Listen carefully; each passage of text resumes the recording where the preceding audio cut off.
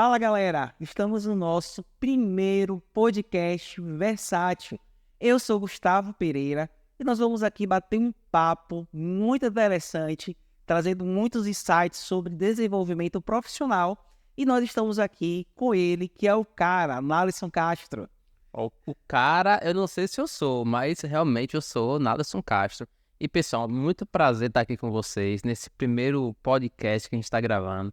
Um projeto que a gente já tinha há muito tempo e que hoje a gente conseguiu tirar esse projeto do papel. Então, já vai se conectando com a gente aí, começa a seguir se você não segue, compartilha que esse é o primeiro de muitos que nós iremos gravar aí, compartilhar com vocês. Não é isso, Gustavo? Com certeza. E uma coisa muito legal é que esse primeiro podcast, ele vai ser um bate-papo, né? Esses primeiros podcasts a gente vai fazer eu e Nalisson, mas a gente vai ter também muitos convidados interessantes que com certeza vão trazer histórias incríveis para a gente se conectar. Mas você falou uma coisa muito importante na sua fala. Você falou que a gente, depois de muito trabalho, né, muita persistência, a gente está fazendo nosso primeiro podcast. E aí, eu falando sobre trabalho, persistência, sobre trajetória, vamos falar um pouco sobre desenvolvimento profissional. E aí eu queria saber, Nário, se você contasse um pouco de sua história, de como foi o seu desenvolvimento profissional e quais foram os principais pontos e dicas que você dá para essa galera que está assistindo. Hoje você é um coordenador, né, de uma das maiores empresas do Brasil, na área de planejamento e controle de produção. E me fala um pouco como foi essa trajetória sua até você chegar onde você está hoje. Então, eu comecei a minha carreira profissional formal, vamos dizer assim, no escritório de arquitetura, né? Mas eu sempre tive o desejo de começar a trabalhar na indústria. Eu tive até algumas boas oportunidades dentro da área de construção civil, algumas oportunidades de crescimento, mas e a construção civil também é uma indústria, não deixa de ser, a indústria da construção civil. Mas eu tinha o desejo de explorar um pouco as empresas, né, que se instalaram aqui em Alagoinhas, as cervejarias, as indústrias de bebidas. Então, eu sempre tive essa curiosidade, então sempre foi meu desejo, sempre não, né? Desde que eu entrei na faculdade, foi meu desejo de trabalhar em grandes empresas, e graças a Deus eu consegui. E falando nessa trajetória, né, então eu comecei nesse escritório, depois eu fui para a primeira empresa como assistente de produção. Então lá eu pude me tornar supervisor de planejamento da produção, depois supervisor de produção, e estou há 6 anos na empresa atual, né, uma cervejaria também, onde eu atuo como um coordenador. E fazendo uma reflexão sobre isso, inclusive pensando hoje, né, até imaginando que poderia ser uma história legal para contar aqui, eu acho que o interessante, Gustavo, uma dica, né, às vezes a gente fica pensando assim, né, 5 passos para o sucesso, 10 etapas para você conseguir chegar em determinado lugar. Eu não acredito que tem passos, eu acredito que tem alguns princípios e alguns pontos chaves que realmente potencializam o resultado.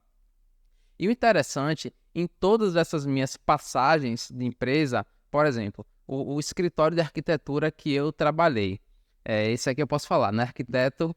O escritório do arquiteto Lívio Farias. Então, o que acontece? Como é que eu entrei lá? Uma colega da faculdade soube da vaga, tinha conversado com ele para se inscrever, para ser estagiária dele, e de última hora ela não pôde e ela me indicou. E aí, pô, que legal, me indicou. E aí, por exemplo, para eu entrar na primeira indústria, na primeira indústria de bebidas que eu trabalhei, foi um colega que fazia alguns serviços para a gente lá no escritório, que levou o meu currículo e fez uma indicação. Quando eu saí dessa empresa e fui para a cervejaria que eu trabalho hoje, foi até o momento que eu falei, poxa, eu vou ficar um tempo assim, tocando alguns projetos pessoais, não vou buscar o CLT novamente agora. E aí surgiu uma vaga e, cara, foram 6 pessoas que me mandaram mensagem quando a vaga abriu, pedindo assim, Naruto, me manda o currículo aqui, surgiu uma vaga, você tem perfil, vou te indicar. E eu soube que o RH recebeu vários currículos meus como indicação. Até um outro exemplo, para reforçar essa minha tese, é que quando eu comecei também minha carreira acadêmica na faculdade Uniaselv, foi uma pessoa, e aí o mais interessante, uma pessoa que eu não tinha contato. Ela estudava com meu irmão, mas entrou em contato comigo para pedir o meu currículo para levar para a Uniaselv também, e eu também consegui essa vaga. Mas o que eu quero dizer com isso tudo? A gente está sendo visto o tempo todo, né? Às vezes por um colega de trabalho, às vezes por um colega de instituição de ensino. Tudo que a gente faz de bom ou deixa de fazer, e às vezes a gente acha que alguma coisa passa despercebido, talvez realmente alguma coisa passa despercebido, mas tudo aquilo que a gente faz de bom e o que faz de negativo, isso normalmente alguém está vendo. Isso vai gerar sobre nós algum tipo de julgamento, vai criar uma imagem da gente para outras pessoas, e isso pode contribuir positivamente ou prejudicar o nosso crescimento.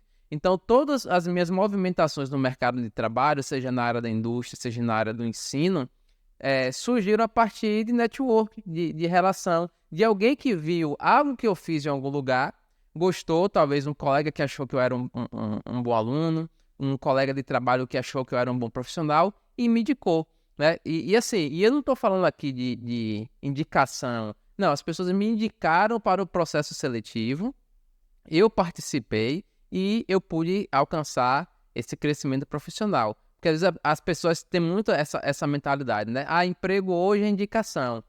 É indicação, mas eu enxergo que é indicação para o processo seletivo.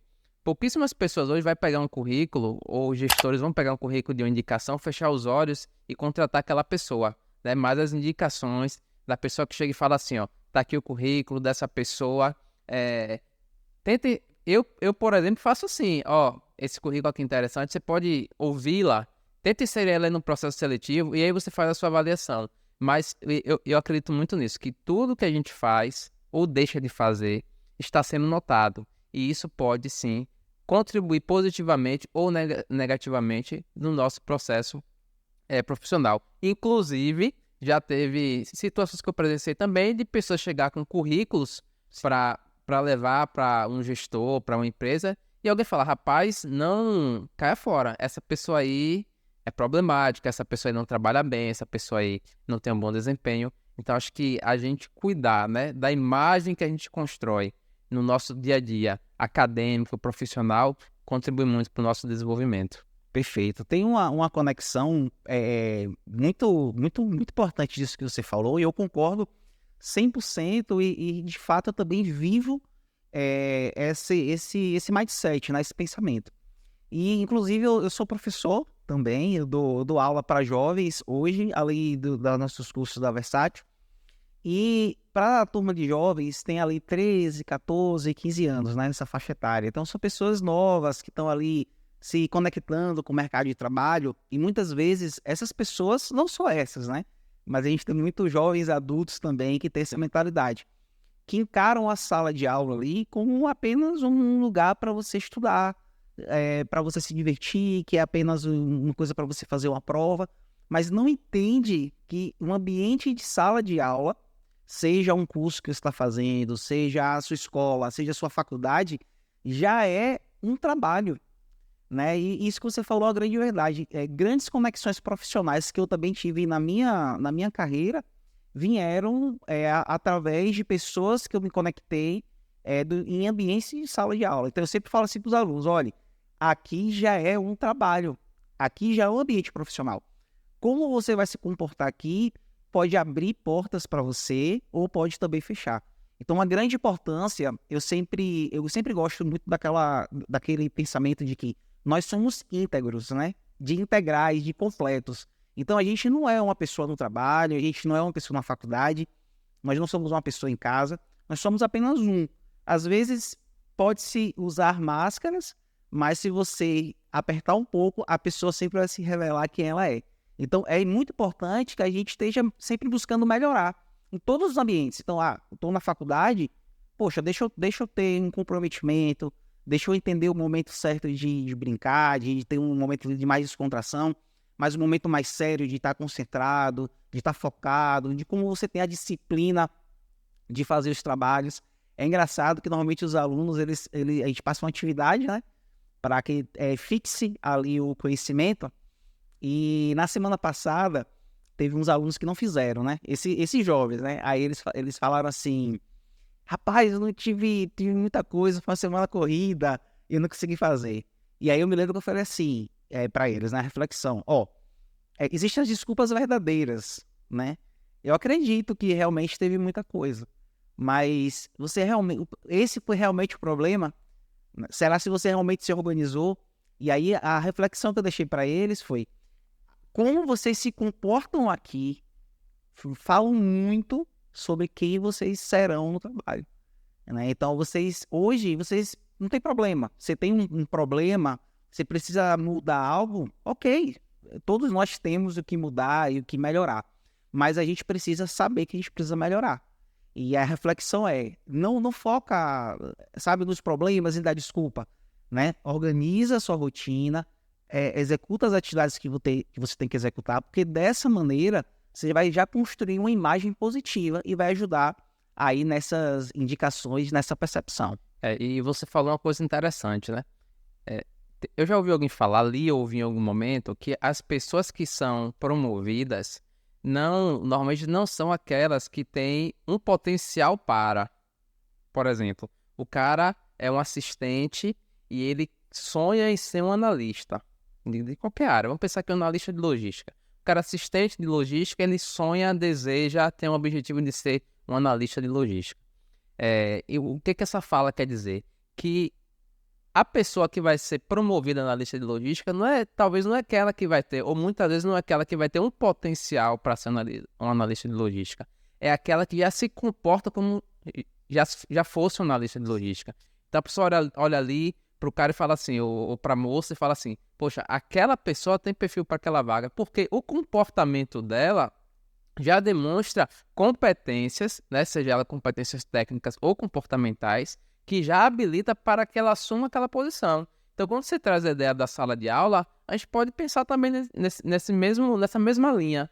Por exemplo, eu ainda estou na sala de aula, não estou inserido no mercado de trabalho ainda, mas às vezes você já se comporta como se fosse um profissional, pelo compromisso, né, pela busca de conhecimento, pelo cumprimento de prazo, que é um requisito básico para um bom desempenho profissional e que muita gente falha, né, pela uma boa comunicação, pela qualidade nas suas entregas. Então, realmente, você se comportar como já se fosse aquele profissional, como se já ocupasse aquela vaga que você deseja, é uma ferramenta-chave, um gatilho-chave aí para o sucesso. Mas vamos lá, Gustavo, a gente está falando aí, eu contei um pouco da minha trajetória, né, rapidamente, mas me fala aí um pouco também, né, sobre você. E uma coisa que me chama a atenção na sua trajetória é que você fez algumas migrações muito, muito grandes assim de áreas, né? Não só de áreas, mas dentro de uma empresa você mudou algumas funções que são mudanças significativas. Eu, particularmente, nesse período eu fiquei a maior parte em uma área específica, né? Você passou pela área de petróleo, produção, armazém, o que mais?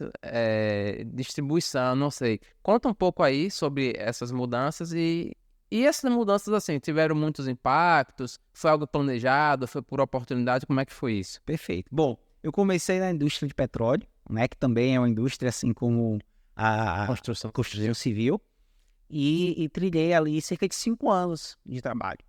E eu comecei a fazer engenharia de petróleo em Salvador, mas eu trabalhava de turno na época, então eu trabalhava 7 dias, folgava 7 dias.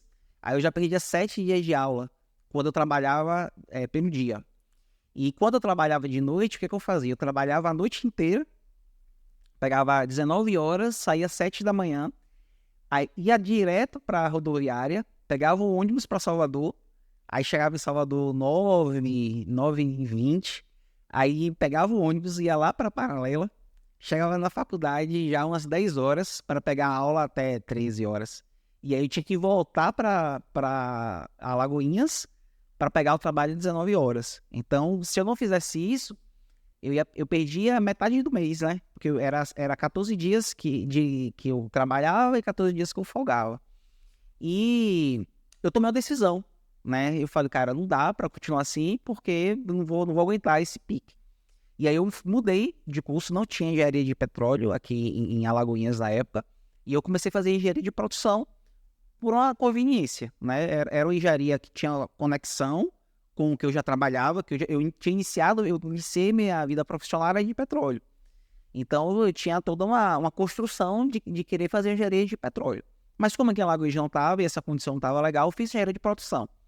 E nesse momento da engenharia de produção, é meio que o leque se abriu, né? Porque quando a gente estava engenharia de petróleo, apesar que eu tinha pegado ali só as primeiras disciplinas, era cálculo 1, né? Aquelas disciplinas que são básicas, mas ele tinha um campo, tem um campo restrito, né? A faculdade. E a engenharia de produção, ela me abriu várias possibilidades e conexões. Então, nesse momento, a partir desse momento, eu comecei a ficar interessado em conhecer outras áreas, né? E para outras indústrias. E aí foi nesse momento que eu tomei a decisão. Eu já estava numa crescente muito boa na área de petróleo, já tinha uma consistência. E aí meio que eu abri mão disso para iniciar a carreira como assistente na área de planejamento e controle de produção. Então foi um desafio incrível, né? Então ali foi muito importante para mim, porque eu comecei a enxergar indicadores de uma forma diferente, controles, outras questões que eu não tive acesso e que toda aquela bagagem também que eu tinha na área de petróleo me ajudou na carreira. Então, minha primeira mudança profissional foi muito em cima disso. Foi em cima de eu perceber um movimento que seria estratégico para mim, de eu me conectar mais com a parte de gestão, né? Então, a engenharia de produção, ela me conectou muito com esse olhar de gestão, de gerir processos, de organizar. Eu sempre gostei muito de organizar as coisas, né? Eu tenho um storytelling que eu faço sobre a minha vida, e uma das primeiras fotos que eu coloquei é uma foto de uma criança, que eu pegava os bonequinhos que eu tinha e organizava os bonequinhos e ficava imaginando um cenário, né? Ah, você aqui está cuidando da fazenda, você aqui faz parte do exército, vocês aqui vão atacar essa fazenda e esse exército vai proteger. E eu gostava de ver todo esse cenário organizado e ficar imaginando tudo aquilo ali acontecendo. E a engenharia de produção, ela te conecta muito com isso, de você entender quais são as peças, né, quem são as pessoas, quais são as funções, onde você colocar cada pessoa no lugar certo. Então, todo esse movimento eu entendi que era estratégico para mim conhecer outras indústrias, né? Então, a partir daí, eu desenvolvi também uma carreira dentro da indústria de bebidas. Trabalhei como assistente, depois eu virei supervisor de produção, depois eu tive uma outra mudança e entrei na logística. Nesse momento que eu saí da área de produção e fui para a logística, apesar de ser área diferente, mas qual era o ponto em comum? Era a parte de gestão. O desafio que eu tive quando fui para a logística foi justamente trabalhar com indicadores. Então, o gerente ele queria criar indicadores mais específicos para a área, melhorar os controles. Então, como dentro lá da produção, eu já tinha desenvolvido alguns indicadores, trabalhado, organizado algumas questões dentro do turno de trabalho, ele queria essa mesma perspectiva ali para a área. Então, Nalisson, um dos pontos que toda a minha carreira ele se conecta como eu conectei todas as áreas que eu trabalhei, pegando o que era de melhor em mim, né? Qual é o meu maior potencial? O que de melhor eu faço? E isso eu acho que é uma coisa muito importante. Às vezes nós temos uma grande dificuldade de entender quais são as nossas potencialidades. Quais são nossas forças, né? A matriz de SWOT, né? Quais são as nossas forças? E como a gente pode pegar essas forças e entender que essas forças vão nos ajudar. Então, todos esses movimentos que eu fiz dentro da minha carreira foram acrescentes. Por exemplo, na minha última experiência, que foi numa multinacional, eu entrei como analista sênior de invase, virei supervisor de invase e depois fiz um movimento também para coordenação de logística. Mas todo esse movimento foi pegando aquilo que era de mais forte em mim, né? Então as pessoas enxergaram que eu tinha essas fortalezas, eu também enxergava isso, e eu fazia conexões para que eu crescesse profissionalmente. Mas uma coisa sempre foi central em todas elas. Algumas coisas, né? Primeiro, liderança, trabalho em equipe, né? Organização. Então, eu gosto muito de organizar e indicadores. Então, esses 4 pontos, eles sempre estão conectados em diversas áreas que eu trabalho. Uma coisa que eu acho interessante, quando você fala aí, né? Você pegou o que você tinha de maior força, né? De maiores forças. Quando a gente faz essa análise pessoal, né? Seja uma análise de SWOT pessoal ou talvez não tão estruturada, às vezes a gente fala assim, ó, vamos pegar aqui os pontos fortes, esses são meus pontos fortes, isso aqui é que eu preciso melhorar. E às vezes algumas pessoas pensam, acho que talvez eu até já pensei assim em algum momento, eu pego aqueles pontos que são mais fracos, né, ou áreas de desenvolvimento, e às vezes a gente quer aplicar muita energia para desenvolver isso aqui. Mas eu já percebi e já li muito sobre isso também, que tudo bem, você precisa olhar para isso aqui, que você precisa dar uma desenvolvida, precisa melhorar, mas que a estratégia melhor é você pegar o que você é bom e ser cada dia mais melhor, né? Sim. Ficou um pouco redundante aqui, mas ser cada vez melhor naquilo que você já é bom, né? Porque aquilo já é uma potencialidade sua. Talvez é algo que já é natural seu, já é um dom. Ou que não seja o dom, que seja algo que você desenvolveu ao longo do tempo. Então você pega aquilo ali e ser cada vez melhor naquilo. Então isso vai trazer um destaque muito grande na sua carreira, nos seus negócios, no seu desenvolvimento pessoal. E aquilo que você percebe que não é tão bom, você vai olhar, você vai tentar dar uma ajustada naquilo, mas o que se percebe é que dificilmente você vai pegar aquilo e conseguir um destaque a partir daquilo que você nunca foi bom, que você ali ainda patina um pouco. Então, olhar para isso aqui que você precisa melhorar é importante, né? E, lógico, tem que fazer sentido, tem que estar alinhado com a sua visão de futuro, quais são os seus objetivos, porque às vezes você não é bom em uma coisa, mas aquilo é indiferente para o seu desenvolvimento, né? A depender daquilo que você está buscando.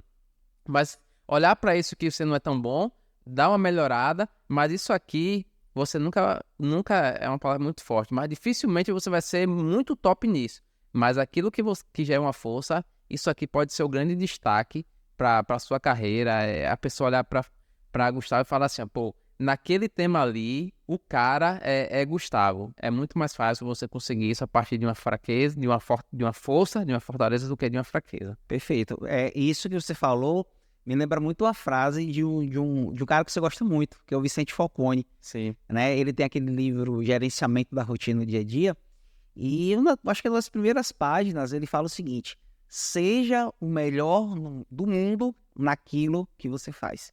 E aí muitas pessoas pensam que esse ser melhor do mundo está muito ligado a comparações, né? Tá muito conectado assim, eu tô sendo o melhor do mundo mesmo, deixa eu comparar. Apesar que eu acho que é importante um certo grau de comparação, né? Porque você tem que pegar realmente quem são as referências e entender, poxa, o que é que essas pessoas estão fazendo? Como é que elas estão crescendo, se desenvolvendo? O que é que eu posso fazer também? Mas eu acredito muito que essa frase, ela se conecta muito com você perceber que você, naquilo que você faz, você está dando o seu melhor. A um ponto de você falar assim, cara, aqui é o meu máximo, aqui eu tô sendo o melhor naquilo que eu faço. Eu acho que quando a gente se enxerga dessa maneira, que a gente olha para as nossas forças de uma maneira seguinte, cara, eu sou bom nisso, sabe? Poxa, eu sou muito bom aqui com indicadores, eu sou muito bom aqui de organizar. E a gente desperta uma visão apaixonante sobre isso, a gente consegue conquistar muita coisa. E isso norteou muito a minha carreira, né? As minhas potencialidades, elas nortearam muito. Eu me lembro que nas entrevistas sempre se pergunta, né? Quais são suas fortalezas, suas fraquezas também. E a gente tem que ter... Normalmente as pessoas têm muita facilidade de falar as fraquezas, né? Então, fala-se o que tem, o que não tem e tal. Mas quando vai falar das fortalezas, ela não fala com ânimo, sabe? Fala um pouco, às vezes, em dúvida. Não, você não pode ter dúvida, né? Aquilo que você é forte, você tem que valorizar. Óbvio, como você disse, você tem que olhar para suas fraquezas, tem que olhar. Mas as fraquezas, elas têm que ser colocadas num lugar muito assim, um plano de ação para eu mudar. Mas a gente tem que potencializar, de fato, as nossas fortalezas. É isso aí. E pensando nisso, né? O que é que você considera hoje como uma grande fortaleza sua? E isso é importante a gente saber, até porque para o pessoal que está começando a carreira, que ainda está naquela incerteza, né? O que é que eu vou fazer? Que faculdade eu vou cursar? Ou que profissão? Faculdade, às vezes nem vai fazer uma faculdade, né? Hoje se fala muito nisso. Mas em que profissão é que eu vou seguir? Saber essa fortaleza, esses pontos fortes, diz muito, né? Pode orientar muito aquilo que você vai seguir, né? Porque às vezes tem a questão da remuneração que acaba pesando também, mas sabe assim, pô, eu sou muito bom nisso, todo mundo fala que eu sou bom nisso, minha família fala que eu sou bom nisso, eu me percebo bom nisso. Isso ajuda muito a gente escolher a nossa profissão, que carreira a gente quer seguir e também a gente saber se posicionar dentro do mercado. E aí, qual seria essa sua... Uma coisa só, que você fala assim, isso aqui eu sou muito bom. Cara, eu me percebo uma pessoa muito criativa. E isso é uma coisa que muitas vezes pode parecer inusitado no ambiente profissional. Como assim ser criativo, né? Às vezes a gente associa muito criatividade a você pegar uma massa, né, num quadro e pintar, né, fazer um desenho. Mas a criatividade, eu te falo que foi um dos elementos, uma das características que mais me ajudaram nesse processo de desenvolvimento. Por quê? A criatividade me conectou com algumas coisas muito importantes. Por exemplo, vou falar algumas esferas de como a criatividade me ajudou. Primeira esfera, análise de dados. Né? A análise de dados, ela passa por um processo, né, que é chamado de ETL, onde você faz a extração, a transformação e o carregamento. São essas 3 etapas. E o grande problema é que muitas vezes os analistas, as pessoas que trabalhavam ali com análise de dados, eles faziam um grande trabalho na parte ali de transformação, né? Justamente essa parte de ETL, de extrair, porque você tem que conectar a base. Mas na hora de mostrar esses dados, não se mostrava de uma forma que potencializasse todo aquele trabalho que foi realizado. E muitas vezes, o que é pior ainda, não conectava com a real necessidade. Como assim? Às vezes você tinha um gráfico que ele tinha as informações, ok, mas ele não estava disposto de uma maneira que fizesse sentido para aquele contexto. Então, toda aquela análise ali ficava assim, poxa, é isso que eu realmente quero ver. Então, a criatividade me ajudou muito a eu entender, por exemplo, você é meu gestor.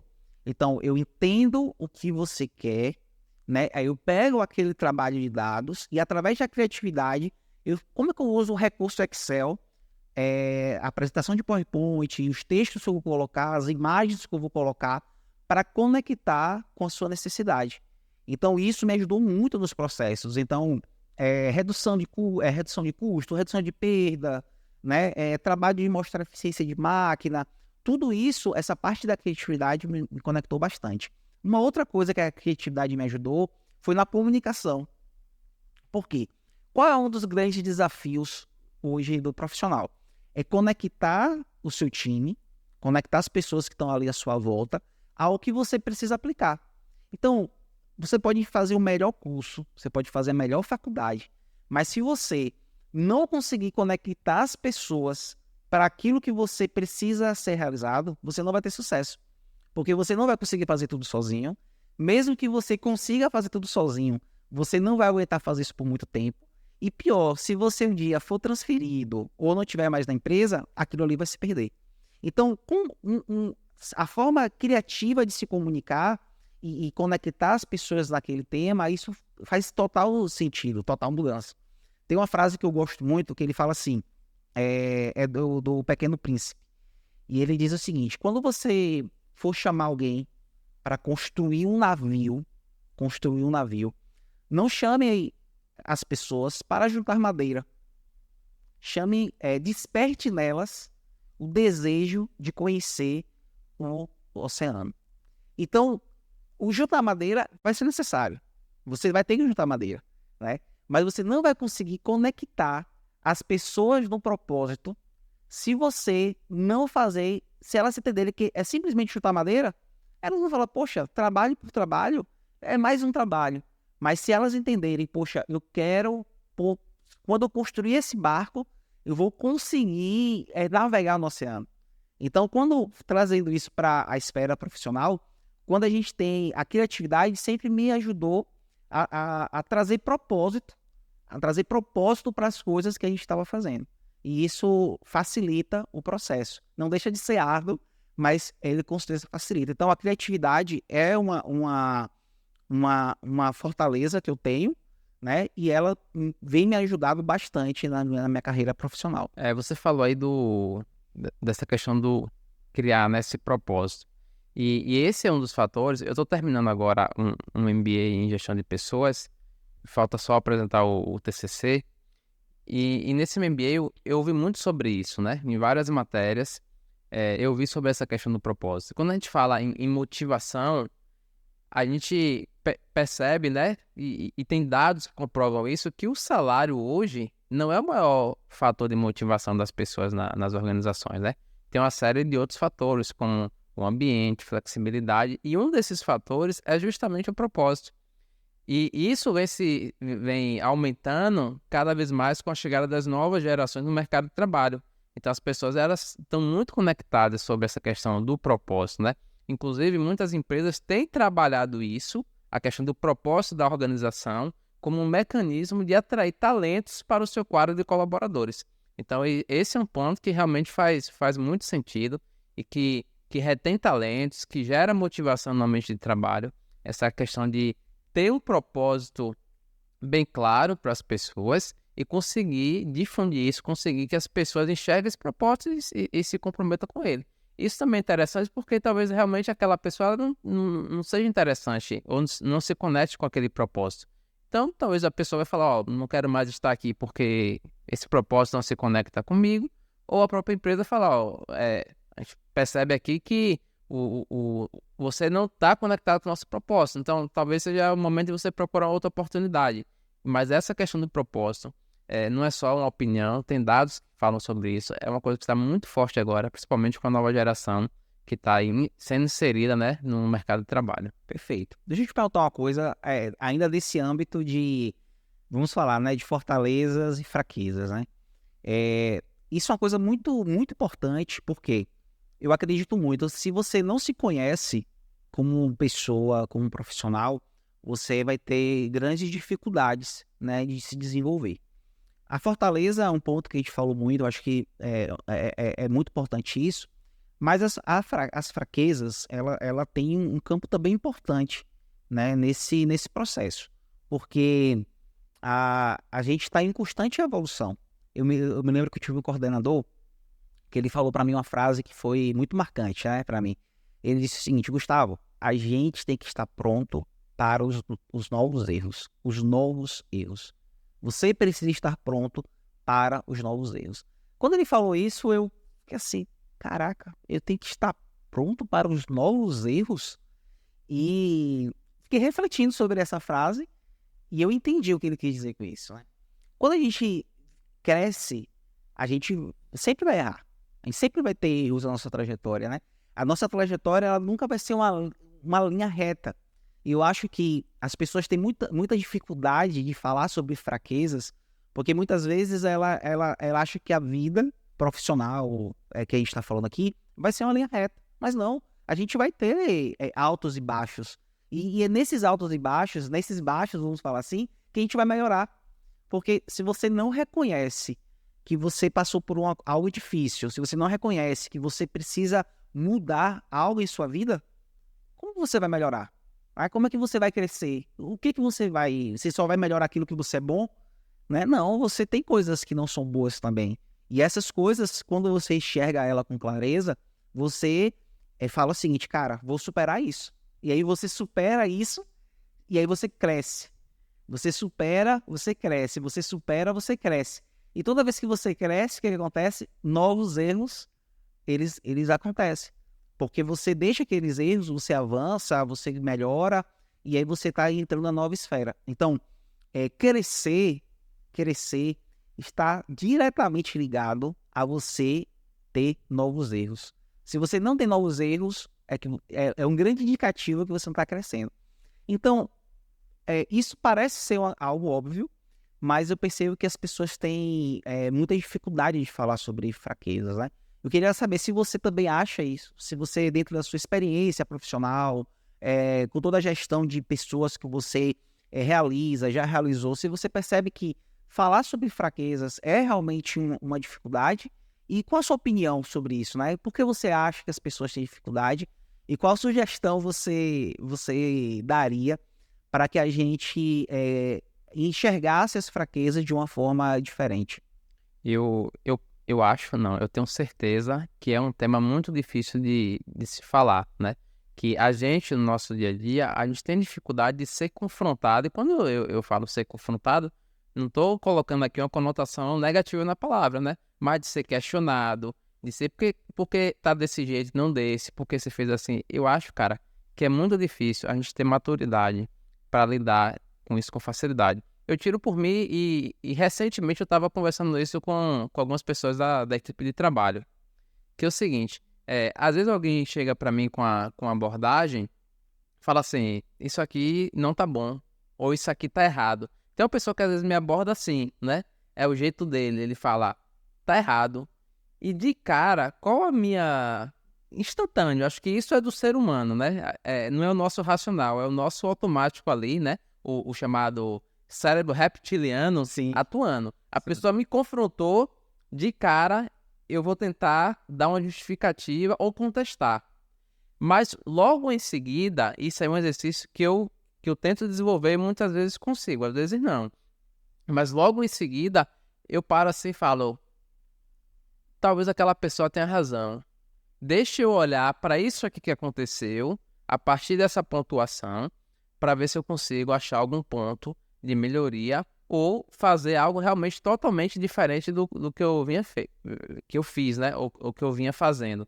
Então, realmente, quando a gente olha para os erros ou para os feedbacks que a gente recebe da nossa atuação pessoal ou profissional com essa forma receptiva, a gente tem muito a crescer. É porque se você está ali o tempo todo, a pessoa fala, não, tá ótimo, não, tá tudo bem, tá tudo maravilhoso. Então você acha que não tem nada a desenvolver. Então a gente precisa, né, ser receptivo às pessoas do nosso dia a dia que apontam os nossos erros. E nesse contexto, a gente vai encontrar pessoas que vão apontar os nossos erros porque elas estão comprometidas com o nosso crescimento, mas também a gente vai encontrar pessoas que vão apontar os nossos erros porque querem algo de mal pra gente. Isso é natural, né? Isso a gente está no mundo e é assim que acontece.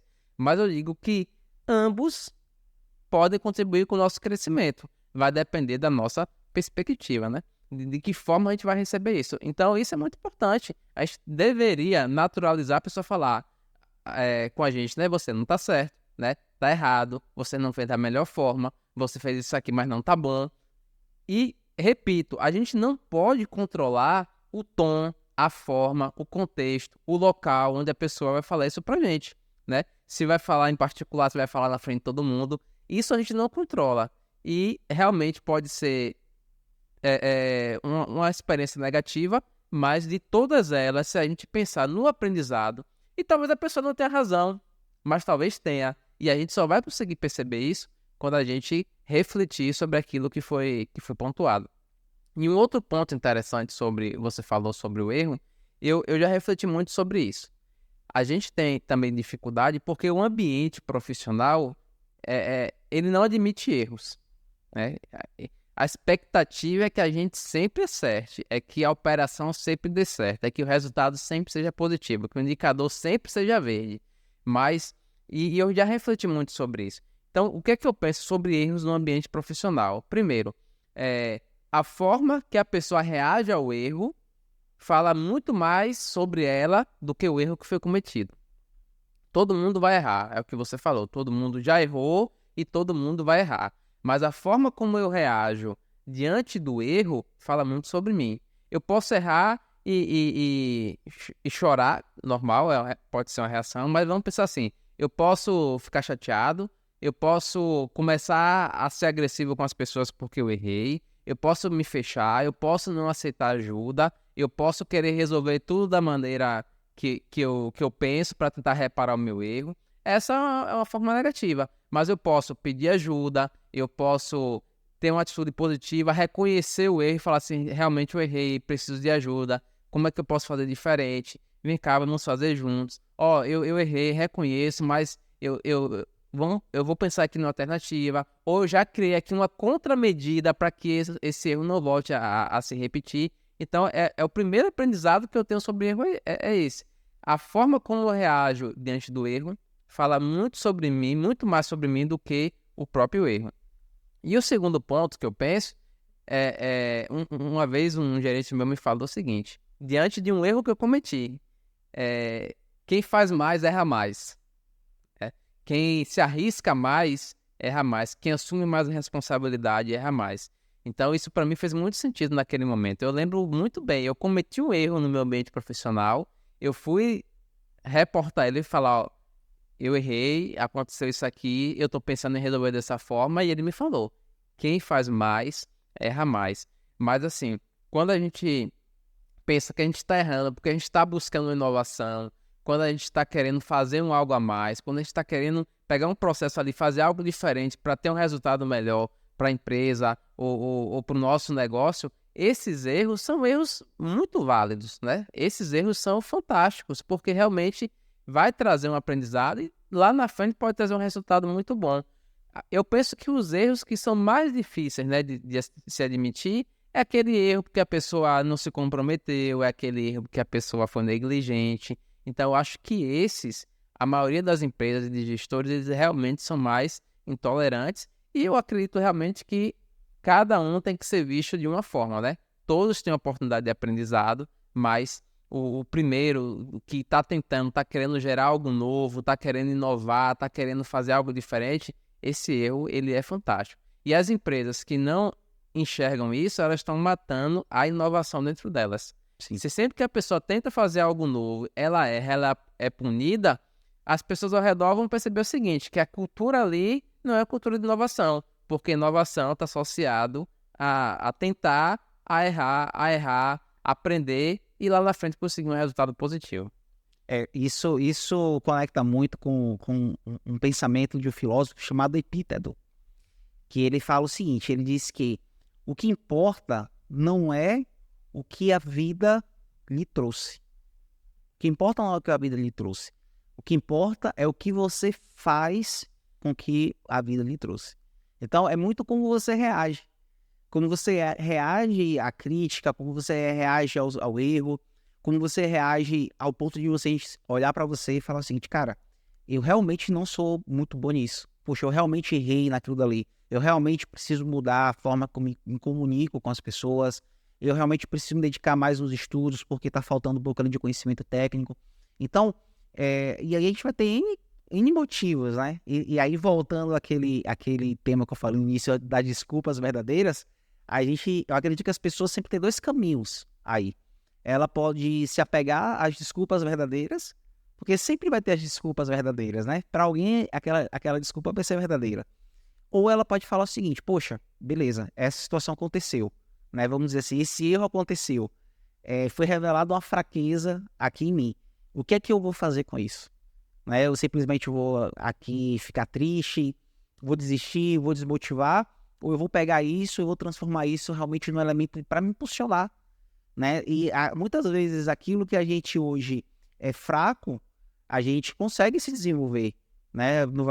Pode ser que demore 1 ano, 2 anos, 3 anos, 4 anos, mas pode chegar a um ponto de a gente virar grandes especialistas, né? A gente tem ali vários exemplos ao redor do mundo de pessoas que tiveram algum tipo de decepção em algo e conseguiram transformar aquilo dali em um grande trampolim para a sua vida. Então, eu acho que é muito como a gente realmente reage. E, Darlison, para as pessoas que têm dificuldade de reconhecer as suas fraquezas, né? Até falar de suas fraquezas, a gente até fala assim, até tem pessoas que não gostam nem de falar o nome fraqueza, né? Para as pessoas que têm esse ponto de vista e enxergar que a fraqueza deve ser uma coisa deixada escondido, além de canto, o que é que você indica para essa pessoa ela se libertar desse medo de errar? Né? O que é que você poderia dizer de conselho para que essa pessoa se desenvolva nisso?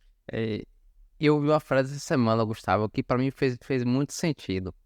Se você não tem uma estratégia, você é estratégia de alguém.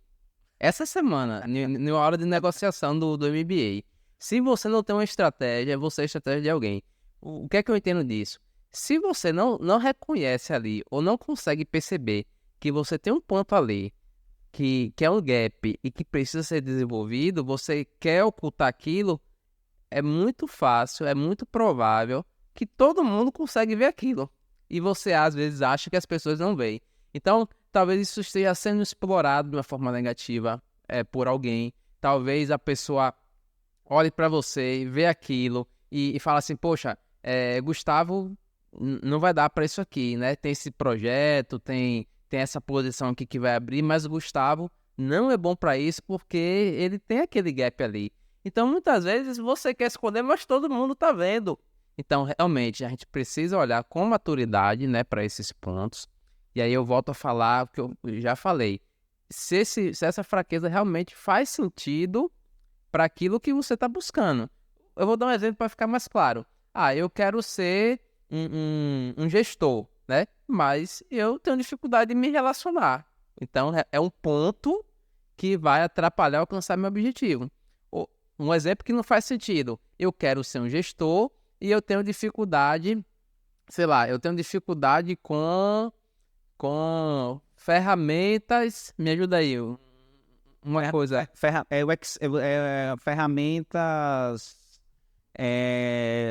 de arquitetura. Pronto. Pô, talvez seja algo que possa ser até precisar em algum momento profissional, mas aquilo não tem nada a ver com o que eu busco.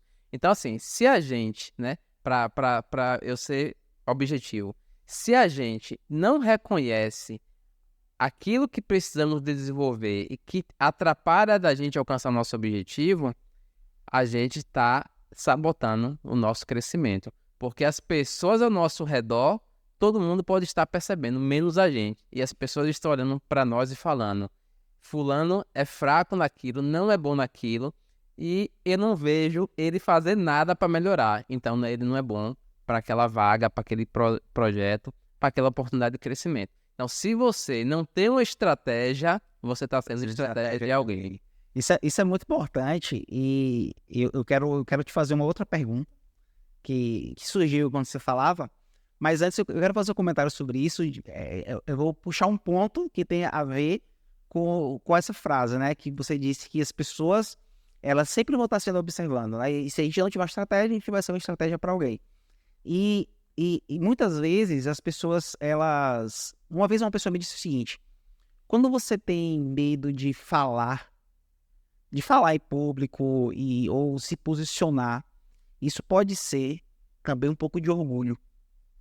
E eu fiquei ali, nossa, um pouco de orgulho? Como assim um pouco de orgulho?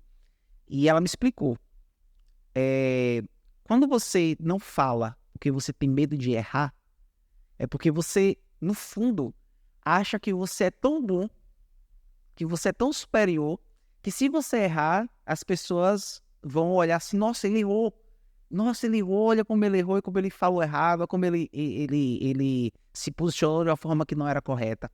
E quando você se enxerga dessa maneira, que você não pode errar, isso isso pode ser um pouco de orgulho, né? De você dizer assim, poxa, eu sou tão bom que eu não posso errar, eu não posso me dar o direito de errar. Então eu acho que se conectar com isso é muito importante. E outra coisa que eu acho bem interessante é que muitas pessoas, elas têm tanto receio de falar sobre fraquezas, sobre erros, e fazer certas análises sobre como ela está se portando, que elas se escondem, né? E não falam, não perguntam, não se expõem. E esse se esconder pode chegar a uma perspectiva dela não conseguir crescer mais. E aí tem uma percepção muito interessante sobre Jesus. Jesus, ele, em um momento, ele fez uma pergunta para os seus discípulos, né? O que as pessoas estão falando ao meu respeito? O que as pessoas estão falando ao meu respeito? E por que ele fez essa pergunta? Né? Ele precisava fazer essa pergunta, né? Qual era o contexto que tinha? E aí uma coisa foi muito interessante. Todas as respostas, alguns falaram que, você é Elias, você é um dos profetas. Então, todas as respostas, de alguma forma, revelavam características de quem ele era. Então, isso é muito importante, né? E aí eu vou entrar na pergunta, né? Eu gancho para a pergunta. Qual é a importância que você acha que é você perguntar às pessoas, né? Você se conectar com as pessoas chaves e fazer essa pergunta, né? O que as pessoas estão falando a respeito? Mas perguntar, isso é simples. Mas a pergunta, a reflexão que eu quero que você fale qual a importância, mas eu quero que você entre num ponto. Você acha que é simples a gente ouvir o que realmente as pessoas estão falando a nosso respeito? E se a gente está preparado, você acha que as pessoas, como elas podem se preparar para ouvir? Porque essa pergunta, você pode ouvir coisas muito legais, né? Poxa, você é uma excelente pessoa, você é um excelente profissional. Ou você pode ouvir feedbacks que você, olha, você não é muito bom em comunicação, você não é muito bom. Qual a importância que você acha que perguntar às pessoas certas sobre quem nós somos, sobre como nós estamos indo, para o desenvolvimento profissional? Show de bola. Tem muita coisa boa para falar sobre isso aí, né? Acho que vou até me alongar um pouco. Primeiro ponto, não é simples, não é fácil. Primeiro, né? Como você falou, a gente pode ouvir coisas que a gente não quer. Mas assim, tem um conceito muito, muito antigo chamado janela de Johari, né? Que tem lá 4 quadrantes, né? Sobre como eu me vejo, o que eu enxergo em mim, o que o outro não enxerga, o que o outro enxerga, mas eu não enxergo, o que ninguém enxerga, o que todo mundo vê, são 4 quadrantes. E realmente tem um quadrante que é o que eu não enxergo em mim, mas que as pessoas veem. É minha zona, se eu não me engano, cega, tá? Zona cega. Todo mundo me vê daquela forma, mas eu não consigo me enxergar. Então, esse tipo de feedback que a gente pede às pessoas, ou que a gente não pede, mas a gente consegue coletar, é muito bom para nos mostrar isso. Porque às vezes a gente está ali achando que está muito bom naquilo, que a gente é fantástico naquela competência, que a gente está bombando, mas todo mundo tá olhando pra gente e tá falando, rapaz, aquele cara ali, naquilo, não entrega nada, é muito fraco. Então, a gente perguntar às pessoas é fundamental. E aí eu faço algumas reflexões. Primeiro, a quem perguntar?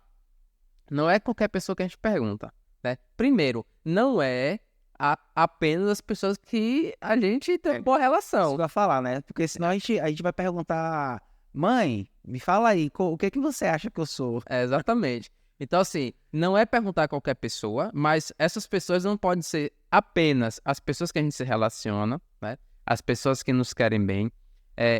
A gente também tem que tomar cuidado para não perguntar uma pessoa que nos odeia. Porque esse feedback também pode vir cheio de ódio, cheio de mágoa e não ser um feedback bom. A gente tem que procurar pessoas sensatas, pessoas que a gente reconhece que são transparentes, sejam elas pessoas que têm uma boa relação com a gente ou não, mas basicamente pessoas que são transparentes e que poderão nos dar um feedback sincero, seja ele positivo ou seja ele negativo. Eu também não recomendo que a gente faça isso no primeiro momento de bate-pronto, né? Eu já fiz algumas vezes, eu já fiz questionário. Final de 2023 Conta eu um fiz. pouco como foi esse questionário. Não é a primeira vez que eu faço, mas teve uma vez que eu fiz, né? E teve uma colega de trabalho que respondeu. Esse foi, acho que se eu não me engano, conversando mesmo. E ela falou algo sobre mim, que achava que eu deveria melhorar, uma postura negativa minha. E aí eu acolhi aquela informação. Só que acho que na mesma semana eu acabei tendo o mesmo comportamento. E ela ficou chateada comigo, que ela falou: não adianta pedir feedback se logo vai fazer a mesma coisa.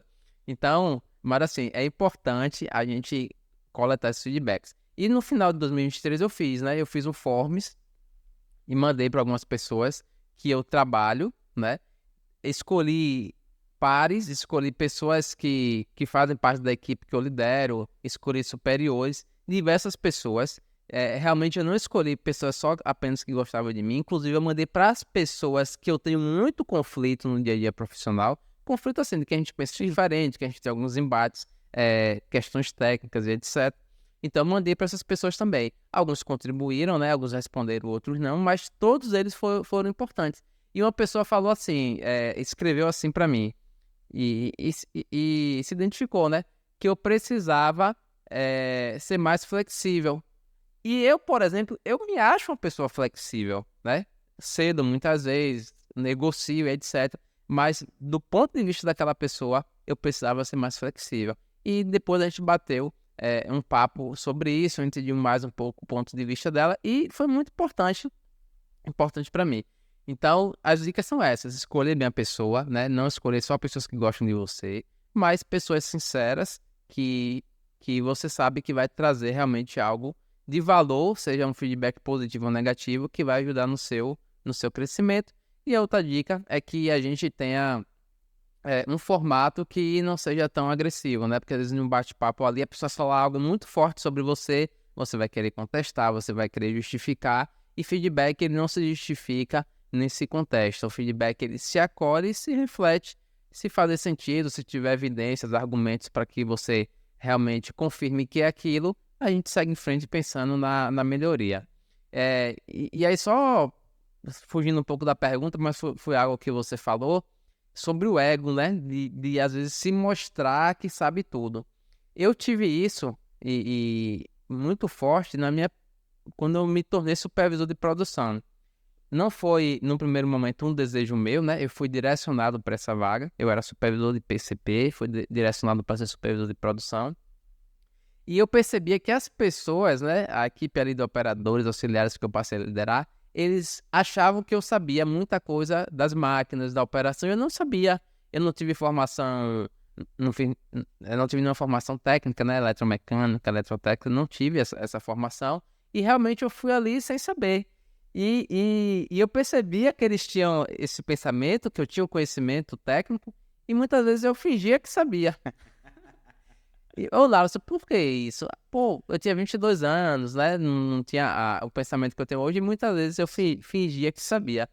Só que assim, muitas vezes acho que eu fingia que sabia e as pessoas fingiam que acreditavam que eu sabia. E é tanto que, quando eu assumi a posição de liderança que eu tô hoje, eu contei, no primeiro dia que eu reuni com a equipe, eu contei essa história. Eu falei, eu cometi esse erro no passado, mas agora eu não vou cometer mais esse erro. Não pensem que eu sei. Tudo que eu não souber, eu vou perguntar. Não importa se eu sou gestor, se a pessoa é operador, é analista, não importa. O que eu não souber, eu vou perguntar. E recentemente, foi agregado à minha gestão uma nova equipe de uma operação totalmente nova, que eu nunca tive nenhum tipo de contato, né? Eu passei a estar à frente desse processo também. E eu tive essa mesma conversa com o pessoal. Pessoal, isso aqui tá vindo para mim. Para eu trabalhar com vocês, eu vou ajudar vocês, mas eu não sei nada disso. Então eu vou perguntar que nem uma criança de 4 anos. Perfeito. E eu pergunto, não sei, não sei. E ainda falo assim, vai ser no mínimo 5 anos de pergunta para eu dizer que eu aprendi alguma coisa. E aí, hoje, é uma coisa que não me afeta mais. Se eu não sei, né, eu pergunto, eu questiono, me ensina aí, me mostra aqui, me ajuda aqui. E acho que todo mundo tem que ter essa postura para poder ter esse desenvolvimento profissional. Eu tenho uma história também que conecta muito sobre essas fases que a gente tem de reconhecer erros, né, de se deparar com feedbacks. Foi quando comecei minha primeira experiência como supervisor. Olha como foi minha trajetória. Eu trabalhava em uma estação, né, que trabalhava sozinho. Tinha ali colegas, mas cada um executava atividades. Mas a operação da estação era um operador por turno, né? Então você trabalhava normalmente sozinho. E quando eu fui para a indústria de bebidas, eu trabalhei na área de PCP, que eu era a única pessoa como assistente, né? Tinha assim, o supervisor também, mas que normalmente ele estava alocado em rotinas diferentes, que a gente tinha conexões, mas não era aquela atividade que a gente estava totalmente conectado sempre. E ali eu passei para o cargo de supervisão. E quando eu passei para o cargo de supervisão, foi tudo novo, né? Não era apenas Gustavo, né? Não era eu apenas ali com minha ferramenta operando uma estação. Não era eu apenas com o meu notebook olhando o procedimento, montando a apresentação. Era Gustavo que tinha que fazer também isso, mas que tinham ali 10, 15, 20, 25 pessoas com histórias diferentes, com percepções diferentes. E aí, como é que eu olhava para essas pessoas com o olhar que eu falava o seguinte, poxa, se eu fosse ela, eu faria isso, né? E isso gerou um grande problema para mim no início. E aí eu me lembro que eu ficava assim, poxa, eu tenho que mudar essa perspectiva, né? E aí eu me lembro que eu estudei bastante de como me conectar. E aí nesses estudos tinha uma ferramenta que chamava Feedback 360 graus, que era feedback que você dava um feedback para o colaborador, né? E ele também lhe dava esse feedback. E aí tinha outros stakeholders também que entravam nisso. Mas basicamente eu dava um feedback para você e você também dava um feedback para mim. E aí eu me lembro que eu pensei assim, poxa, mas eu sou supervisor. Se eu perguntar para o colaborador e falar assim, tá, fala o que é que você pensa sobre mim. Dificilmente a pessoa vai ter, poucas pessoas vão conseguir falar abertamente o que pensam. E aí o que foi que eu fiz? Eu fiz alguns critérios para a minha equipe. Por exemplo, trabalho em equipe, pontualidade, funcionalidade. Eu coloquei alguns critérios que eram importantes, que eu entendi que eram importantes a analisar aquele colaborador. E aí eu dava feedback para eles mensalmente sobre cada um daqueles pontos. E aí eu também desenvolvi critérios para mim, né? Por exemplo, delegar atividades, né? Respeito, comunicação. Então, eles avaliavam. É o que eu fiz. Eu fiz uma planilha que eles iam lá na sala, eles preenchiam, apertavam um botãozinho lá, e aquela resposta subia e eu não tinha como saber quem era que deu a resposta, né? E eu me lembro que o ponto mais baixo que eu recebi, a pontuação mais baixa que eu recebi, foi sobre delegar. Foi sobre delegar. E no aspecto seguinte, eles falaram o seguinte, Gustavo, você às vezes fala pra gente fazer uma atividade na máquina, né? E você fica ali no pé da máquina. E aí teve muitas respostas muito conectadas com isso. E aquilo ali, para mim, foi difícil ouvir aquilo dali, né? Porque eu não me enxergava dessa maneira. Eu não me enxergava. Você estava ali envolvido e você pensava, não sou assim. Mas como eu percebi que tinha uma bastante repetição sobre o tema, eu falei assim, cara, tem uma coisa nisso é que eu preciso melhorar. E aí eu comecei a trabalhar muito em cima disso. Então, quando eu ia falar com a equipe e dizia assim, ó, tal coisa, aí eu me afastava, deixava um tempo as coisas fluírem e comecei a delimitar alguns critérios. Ó, se vocês não resolverem o problema em 20 minutos, vocês me acionem. Então eu dava um tempo para a equipe resolver, vocês me acionem. Se eu estiver fazendo uma reunião, outra questão, liga para mim. E com isso e outros pontos, né, aí eu fui conectando esse gap. E aí no outro mês, essa pontuação que eu coloquei pontuação, né, para perceber como seria a crescente. Fui percebendo que isso foi crescendo. E o engraçado é que eu fui crescendo em minhas pontuações, a equipe também, porque o que eu fazia? Eu percebia que a equipe não estava trabalhando em equipe. Eu fazia um treinamento falando sobre o trabalho em equipe. E eu percebi que a equipe também ia crescendo. No final, isso foi muito libertador para mim, porque eu ouvi encarar as minhas falhas, os meus pontos fracos, me fez crescer, me fez desenvolver. Então, talvez se eu não tivesse feito isso, que não foi fácil, ler aqueles comentários ali, não foi fácil. Eu abri a planilha e percebi que, poxa, eu não sou bom nisso. Mas isso, de certa forma, foi libertador, porque isso me deu a possibilidade ali de crescer, de desenvolver, de conectar mais. Isso é uma coisa que eu acredito que ser contínuo em nossas vidas, né? Eu acho que a gente sempre precisa ter momentos importantes para a gente ouvir o que as pessoas pensam a nosso respeito. Eu concordo com você, as pessoas certas, e a gente encarar isso com uma forma muito respeitosa com o nosso crescimento. Por quê? Nem tudo a gente vai conseguir resolver de imediato, né? Nem tudo a gente vai conseguir. A gente às vezes identifica problemas que a gente tem, mas a gente não vai conseguir resolver e ser o expert naquilo dali. Então a gente precisa ser muito respeitoso, ter aquele desejo e não medir esforços para mudar, mas entender que existem coisas que vão ser mais fáceis e existem também coisas que não vão ser tão simples, mas que a gente precisa todo dia continuar melhorando. E um ponto importante é que o feedback, porque às vezes a pessoa pensa assim, a minha empresa não tem um feedback 180, 360 estruturado. Se a empresa não tem, você pode encabeçar isso com você com seus pares, você com sua equipe, você com seus superiores. Meu gerente não me dá feedback, peça feedback a ele. Eu preciso do feedback dos meus pares. Peça feedback aos seus pares. O feedback é a ferramenta, eu posso dizer isso sem medo, é a ferramenta mais poderosa de desenvolvimento profissional. Para quem dá o feedback é importante, porque ela expressa a opinião, né? Às vezes ela se percebe ali que não é ouvida, né? E ela passa a ser ouvida. E para quem recebe e acolhe o feedback, ela tem ali nas mãos uma oportunidade de crescimento e desenvolvimento. Então, o feedback é uma ferramenta fantástica. Nem todo mundo sabe dar feedback, nem todo mundo sabe receber, mas quer aprender, estude, pesquise sobre o feedback, porque é uma ferramenta fantástica para o nosso desenvolvimento. Eu tenho um caso bem recente que... E assim, eu estou tentando construir na equipe que eu trabalho uma cultura de feedback, né? Que o feedback não seja numa reunião mensal, que eu faço uma reunião mensal, né? Uma reunião 1 a 1. Então, que o feedback não seja uma reunião mensal, um ciclo anual, né? Que o feedback seja uma constância. Que se eu tive uma interação aqui com você que não foi positiva, que eu chegue e fale, né? E que você entenda que aquilo é algo que você está falando do meu comportamento, não necessariamente de mim, né? Não é uma crítica à análise, é uma crítica a um comportamento que Nalisson teve. E aí um analista lá, né, da equipe falou, bem assim comigo, você passou uma atividade para mim e foi lá e fez. Era para ele entrar em contato com alguém, combinei com ele, eu fui e fiz. E às vezes a intenção minha, né, às vezes não, foi de ajudar. Só que ele chegou para mim, você foi ingerência sua, ele falou assim, foi ingerência sua.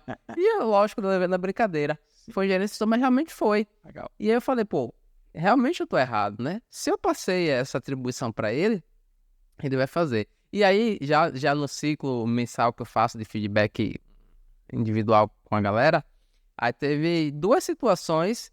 Não, uma situação quando o cara falou assim, Nalisson, você muitas vezes está fazendo o meu trabalho. Porque a pasta dele é uma pasta que eu era um analista antes dele. Sim. E aí é uma pasta que eu tenho um conhecimento um pouco sólido, né? Sim. Então, às vezes eu puxava as coisas e ia fazendo. E às vezes eu fazia isso porque eu percebia que ele estava com muita demanda. E aí eu ia puxando para mim para dar uma aliviada para ele. Melhor das intenções. Sim. Mas aí depois desse bate-papo, o que foi que a gente combinou? Que tudo que chegasse que fosse atribuição dele, eu ia jogar para ele. E se ele tivesse a necessidade de ajuda, ele ia me pedir. E a partir de hoje, desse momento, a gente fez assim. E aí eu peguei esse gatilho dele e no feedback com a outra pessoa, eu perguntei a mesma coisa. Eu falei, eu suspeito que eu tô fazendo a mesma coisa com fulano de tal. Aí fui e perguntei a ele. Ele falou, Nalisson, você faz. Eu falei, então vai ser o mesmo combinado. Tudo que chegar que for demanda sua, eu vou jogar para você, não vou fazer nada. Se você precisar de ajuda, você me procura. E tá funcionando muito bem. Então, gente, feedback é fantástico. Vamos praticar mais essa boa prática aí, né? Você percebe, eu acho que é um bom fechamento de ciclo aqui. Olha o que você disse, né? Você recebeu um feedback que você poderia ter encarado ele de diversas maneiras, né? Mas você ali encarou de uma maneira de refletir e analisar. Aí você já pegou isso e olhou outras esferas, né? Outras pessoas, como ela tem se conectado, e você fez mudanças. Perceba, eu tenho certeza que você, com essa atitude, melhorou. Você se tornou uma pessoa melhor. Então, eu falo muito isso para mim, né? Eu acho que é um recado importante. A gente não pode ter medo dos erros, né? E estar sempre preparado para os novos erros. Bom, estamos chegando ao fim desse podcast, mas eu acho que é legal a gente fazer um overview dos temas que a gente tratou aqui, né? A gente falou sobre a grande importância de quais são os principais pontos que a gente enxerga que fizeram parte da nossa trilha de desenvolvimento. O primeiro ponto é analisar as nossas fortalezas. Foi um ponto fundamental da gente entender que é importante a gente focar naquilo que a gente é forte, é importante a gente ver quais são as nossas potencialidades e trabalhar em cima dessas potencialidades. A gente viu a grande importância de olhar para a fraqueza de uma forma diferente, né? Não olhar a fraqueza apenas como algo que a gente vai chorar, se lamentar, mas entender que a gente pode crescer. Inclusive, a gente até trouxe aqui, né, um conceito que o crescimento estar conectado com os erros, né? A importância de pedir feedback para as pessoas, de você não ter medo de se expor, então você perguntar o que as pessoas estão achando a seu respeito, de como você pode se tornar uma pessoa melhor e, em cima disso, tratar pontos de ação, né? Então, acho que, para mim, na nossa conversa, esses 3 pontos foram os pontos mais importantes. A gente falou também, né, lá no início, sobre a importância da gente sempre entregar o nosso melhor, né? Porque sempre a gente vai estar sendo observado como as pessoas nos veem pode gerar, né, resultados positivos ou negativos aí na nossa trajetória profissional. E aí a gente acaba linkando isso com o network também, né? Perfeito. Qual o recado que você quer deixar, pegando esses 4 pontos, né, que a gente alencou como os pontos principais aqui de nossa conversa?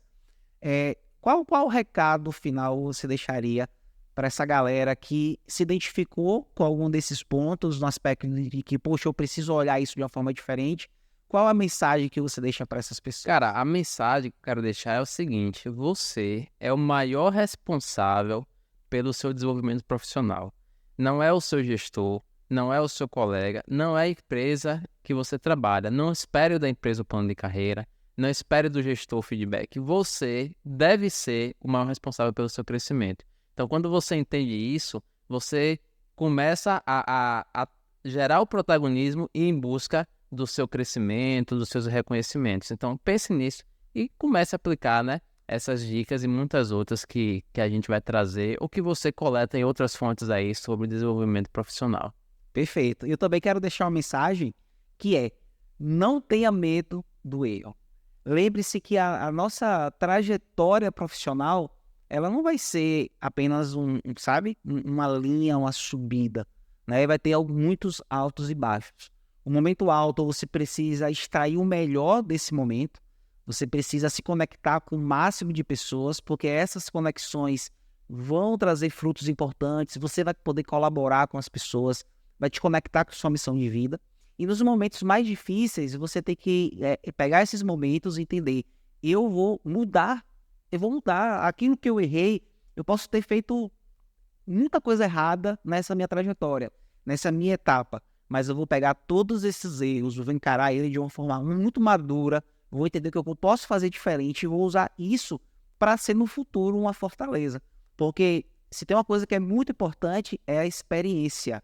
E como o Nalisson falou um momento atrás, só erra quem se expõe, né? Só erra quem faz mais coisas. Então, se você está errando, é porque você está agindo. Agora, busque não continuar no erro, né? Pense que a nossa perspectiva é estar preparado não para repetir os erros, mas é estar preparado para os novos erros. É isso aí. Pessoal, podemos encerrar? Podemos encerrar. Galera, muito bom essa nossa primeira conversa. Espero que tenha sido bom para você. Para mim foi muito bom.